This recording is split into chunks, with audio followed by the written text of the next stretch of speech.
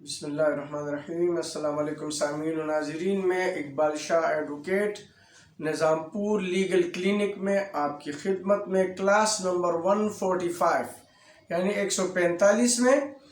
और आज जो है मैं हस्ब मामूल लॉ गेट नहीं कहूँगा, इसलिए कि लॉ गेट तकरीबन हम वो ख़त्म कर चुके हैं।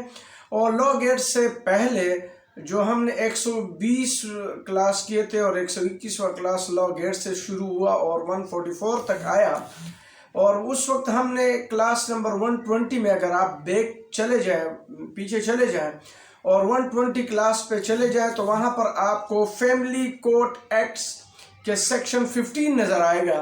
और हम वहाँ तक पहुँचे थे, someone to witnesses section 15 of family court act 1964। वहाँ से हमने राब्ता जो ये सिलसिला मुनक़ती किया था और हमने लॉ गेट के ज़रूरी समझा था, क्योंकि वो उस वक्त लॉ गेट की तैयारी और एग्ज़ामिनेशन होने वाले थे, तो इसके हवाले से हमने वो तैयारी करानी थी। तो वो लॉ गेट के तमाम वो किए थे, क्लासेस किए थे, जो तकरीबन कोई 24-25 वो बनते थे क्लास, बल्कि 24 बनते थे।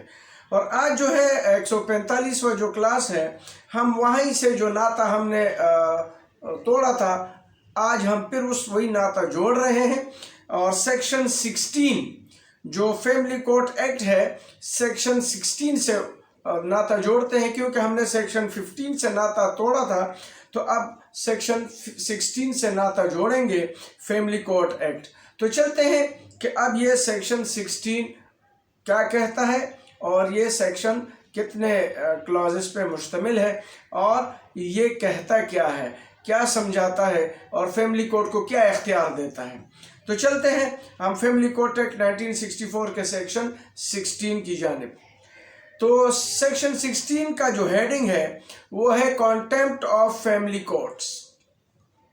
जिस तरह मुख्तलिफ कोर्ट्स होते हैं उसके कॉन्टेम्प्ट्स होते हैं, कॉन्टेम्प्ट्स ऑफ कोर्ट के लॉ होते हैं, इसी तरह फैमिली कोर्ट के जो कॉन्टेम्प्ट्स होते हैं तो वो सेक्शन 16 डील करता है। तो वो किस तरह डील करता है, तो पहले हेडिंग पे चलते हैं। 16 कॉन्टेम्प्ट ऑफ फैमिली कोर्ट्स, और इसकी जो सब हेडिंग है वो है a person shall be guilty of contempt of family court if he without lawful excuses. कहते हैं कि अगर कोई शख्स फैमिली कोर्ट के वो person guilty contempt of family court के if he without lawful excuses, वो कुछ ऐसे काम करते हैं फैमिली कोर्ट के सामने, तो वो क्या क्या चीज़ें करते हैं अगर गिल्टी होता है। तो इसमें मैंने कहा कि इस सेक्शन में तकरीबन 5 जो है वो क्लासेस हैं, वो इसको एक्सप्लेन करता है। तो क्लास नंबर ए है offer any insult to the family court. अगर वो फैमिली अदालत के सामने कोई ऐसा इंसल्ट जो है करता है, ऑफर करता है, यानी कोई ऐसा काम करता है जिससे वो फैमिली अदालत की जो है इज्जत नफ्स जो है वो मजरूह होती है। वो जो है कोई ऐसी चीज़ हो जिससे उसकी बेइज्जती समझी जाए, इंसल्ट समझा जाए, तौहीन समझा जाए कि उन्होंने इस कोर्ट की कोई तौहीन की, कोई ऐसा काम करता है, कोई ऐसा जेस्चर देता है, कोई ऐसी बात करता है। तो offer any insult to the family court, A number 1। तो ये क्या होगा, ये मुर्तकिब होगा contempt of family courts act का। एक बात। बी, क्लॉज बी कहता है causes and interruption in the work of the family court. Family court के काम में कोई मुदाखलत करता है, उसको रोकता है, मुदाखलत करता है, तो जानबूझ के, तो ये जो होता है ये भी कॉन्टेम्प्ट ऑफ कोर्ट में आएगा। और उसके बाद जो है बी, फिर डबल बी, यानी जो इसको बाद में ये जो है जो डबल बी है, ये 2002 जो है 1/10/2002 में जो है ये इंसर्ट किया गया है अमेंडमेंट की सूरत में। ये पहले नहीं था, जो 1964 एक्ट है, फिर ये 2002 में जो है 1/10/2002 में ये अमेंड किया गया है तो बी के साथ फिर डबल बी यानी 2 बार बी लिख के इसमें एक और भी जो है क्लास शामिल किया गया। वो क्लास क्या कहता है? मिसबिहेव्स with any person in the court premises or uses abusive language, threats or uses physical force or intimidates in any forms। ये कहते हैं कि किसी के खिलाफ मिसबिहेव करता है, बदतमीजी करता है with any person in the court premises, court के अहाते में, और मिस यूजेस एब्यूसिव लैंग्वेज और गाली गलौज पे उतर आता है, थ्रेट्स धमकी देता है, और यूजेस फिजिकल फोर्स और किसी पे जो है वो जस्मानी जो है वो फोर्स यूज करता है, मतलब उस पर लड़ता झगड़ता है, मारता पीटता है, और इंटिमिडेट्स इन एन फॉर्म या किसी को डराता है किसी भी सूरत में, तो ये भी जो है फैमिली कोर्ट के कॉन्टेम्प्ट में आएगा। इसी तरह क्लास सी है refuses to answer any question put by the family courts which he is bound to answer।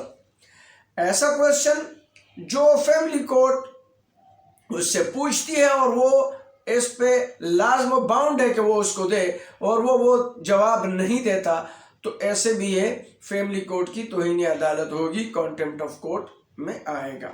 इसी तरह आखिरी क्लास है डी जो क्लास है वो कहते हैं refuses to take oath to state the truth or to sign any statement made by him in the family court।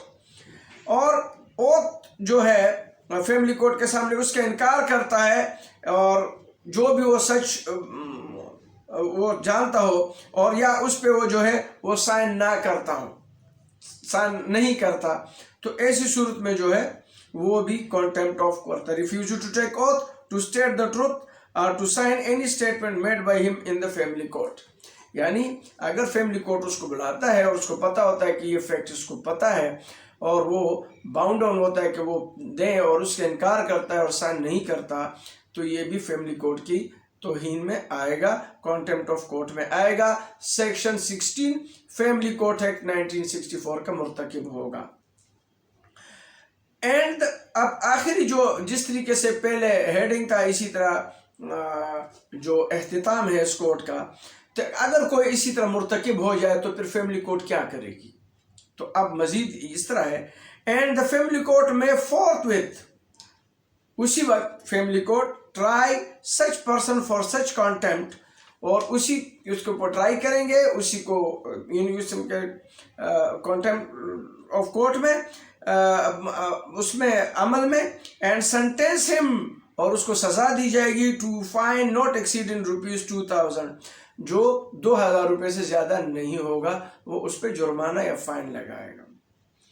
ये जो है ये भी जो क्लास है जो एख्तितामी है इस सेक्शन का, ये भी 2002 में जो है इनमें इंसर्ट किया गया है। ये फैमिली कोर्ट 1964 में फैमिली कोर्ट एक्ट 1964 में नहीं था, और ये 2002 में जो है ये एख्तितामी जो सेक्शन का जो सज़ा है ये फिर 2002 में इसमें अमेंड की गई है, इंसर्ट की गई है।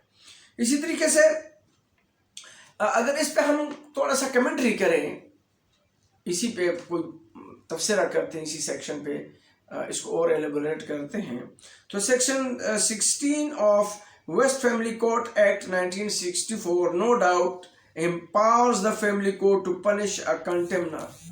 यानी ये कहते हैं कि ये तो एम्पावर तो करता है, जो तौहीन करता है कोर्ट का, जो कंटेम्नर है, तो करता तो है, एम्पावर तो करता है फैमिली कोर्ट को, but the same does not exclude the proceeding which are in the form of cognizance. लेकिन ये ऐसी किस्म की जो है प्रोसीडिंग नहीं होगी कि जैसे किसी चीज़ का कॉग्निजेंस लिया जाता है, जैसे हम क्रिमिनल कोर्ट में या किसी और कोर्ट में देते हैं, बाकायदा कॉग्निजेंस लेते हैं, फिर उस पर जो बाकायदा चार्ज फ्रेम करते हैं, कॉपी सप्लाई करते हैं, एविडेंस चलते हैं, तो ऐसी कोई चीज़ नहीं होगी under the contempt of act 1974 के मुताबिक। But bar content in section 6 of the contempt of court act 1960 1976 is in relation to the office which may constitute a contempt of court under the penal code and cannot be extended by any analogy to include the West Family Court Act. तो इसमें से जो है वो जो बार जो है के सेक्शन 6 contempt of एक्ट 1976 का जो है या उसी का offence in relation to the offence which may constitute a contempt of court under the penal code या पेनल कोड में जो कंटेम्प्ट ऑफ कोर्ट के हवाले से होता है वो उस किस्म की प्रोसीडिंग इसमें नहीं है। इसमें जो है जिस तरीके से सेक्शन उसमें कहते हैं इसके अख्तिताम में जो इंसर्ट किया गया है वही इसी की टोटल प्रोसीडिंग है, वही ट्राई करते हैं। जैसे कहते हैं एंड द फैमिली कोर्ट में फोर्थविथ जो बताया गया कि कोई कॉग्निजेंस नहीं होगा, इससे और तरीके से नहीं होगा, उस किस तरीके से इसको अमल में लाएगा। एंड द फैमिली कोर्ट में forthwith try such person for such contempt and sentence him to a fine not exceeding ₹2000। वो उसी वक्त उसको 2000 के जो से ज़्यादा ना हो उस पर फाइन करेगा। ये contempt of court family court में अगर कोई जो मैंने बताया A, B और BB, C और D ये अगर कोई मुर्तकिब होता है, यानी अगर वो कोई ऐसा इंसल्ट फैमिली कोर्ट में करता है जिससे तौहीन, कोई ऐसा इशारा, कोई बात ऐसी करती है जिससे तौहीन की बात निकलती हो, या जो है वो इंटरप्ट करता हो फैमिली कोर्ट को, या मिसबिहेव करता है, एब्यूसिव लैंग्वेज गाली गलौज पे उतर आता है, धमकी देता है किसी को उस कोर्ट प्रेमिसेस में, या वो फिजिकल या किसी से वो फोर्स यूज करता है, लड़ता झगड़ता है, हाथापाई करता है, या किसी को डराता है, धमकाता है, ऐसी सूरत में, या फिर जो है फैमिली कोर्ट उससे कोई क्वेश्चन पूछती है और वो उसको रिफ्यूज करता है, नहीं जवाब देता, या जो है वो ओथ नहीं लेता जो कोई सच्चाई वो जानता है फैमिली कोर्ट में, और या किसी सच्चाई पे साइन नहीं करता, तो ऐसी सूरत में जो है वो कंटेम्प्ट ऑफ कोर्ट का सेक्शन 16 फैमिली कोर्ट्स एक्ट 1964 का मुर्तकिब होगा और इस पे उसी वक्त जो है 2000 तक का जुर्माना लगा दिया जाएगा। तो ये था आज हम कंटेम्प्ट ऑफ कोर्ट 1964 का सेक्शन 16 हम पढ़ रहे थे, जो आपके सामने मैंने गोशे गुजार किया।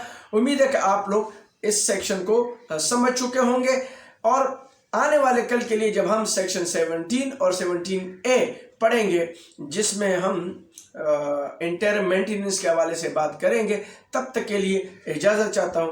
अल्लाह हाफ़िज़।